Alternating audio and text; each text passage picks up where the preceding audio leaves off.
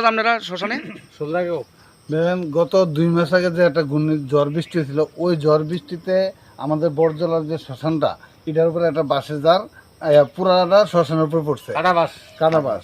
তারপরে আমরা SDM ম্যাডামরে phone করছি, ম্যাডাম যথারীতি আপনাদের ইয়াতে লোক পাঠাইছে, লোক পাঠায় বাসগুলা নিচে দিয়ে কাটটা দিছে, কাটটা দেওয়ার পরে কইছে আমরা এটা কিছু শুকাইলে আগুন লাগে ফিরালেন। তো দীর্ঘদিন ধরে এটি যখন শুকান আমরা অপেক্ষা করছি, আজকে আমরা গ্রামবাসী সবাই মিল্লা তেল পেট্রোল টায়ার প্রায় আমরা 8-10 হাজার টাকা খরচ করে আইনা আমরা চেষ্টা করছি এটারে পুরানোর জন্য, কিন্তু আমরা কিছুই করতাম পারতেছি না, কাজের কাজ কিছু হইতেছে না। এখন এমন একটা পরিস্থিতি, যদি কেউ মারা যায় এই শ্মশান আইনা যে সৎকার করবো সেই রাস্তাটাও নাই। তা আমি আপনার মাধ্যমে প্রশাসনের দৃষ্টি আকর্ষণ করছি যাতে আমার শ্মশান, আমাদের যে বড়জলা পঞ্চায়েতের শ্মশানটা আছে, যাতে এটা অতি দ্রুত পরিষ্কার করে মানুষের দয়া করে যেহেতু আমরা এটা পরিষ্কার করে দেয়, এই হলো প্রশাসনের আমরা দাবি।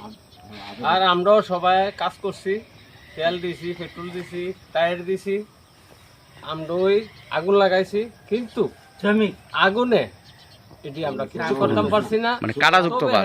তবে হ্যাঁ, যদি আপনারা পারেন আর সেটা করেন, না হলে আমরা গ্রামবাসী হিসেবে মানুষ যদি মারা যায় তইলে পুরনো মতো রাস্তা কাষ্টকরণ যাইতো না। আমরাও একজন, আমিও একজন কাষ্টবাসী, আমারও সবাই শরীর ভালো না, আমারও শরীর ভালো না, আমিও রুগী, তো আমিও তো এটা করি। তবে হ্যাঁ, যেমন এমন রুগী যেমন মারা না যায় এই হিসাবে। এটা কি ঝড় বৃষ্টি তুফানে পড়ছিল বাসটা? পুরা মানে শ্মশান ঘাট, এরপর মৃতদেহ যে স্নান করা সব বন্ধ হয়ে গেছে। আপনি একটু দেখুন, পেট্রোল আনছি, মেশিন আনছি, পেট্রোল ডিজেল টায়ার চেষ্টা করছি, আমার শরীর ভালো না, কিন্তু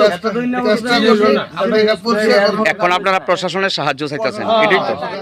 আমাদের কাছে আর কোনো উপায় নাই, নিরুপায় আমরা প্রশাসনের সাহায্য চাই।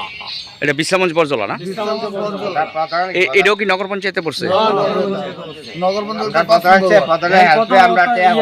মানে অনেক ইউজ করছি, এরপরও এটা ফুটতাম আমরা।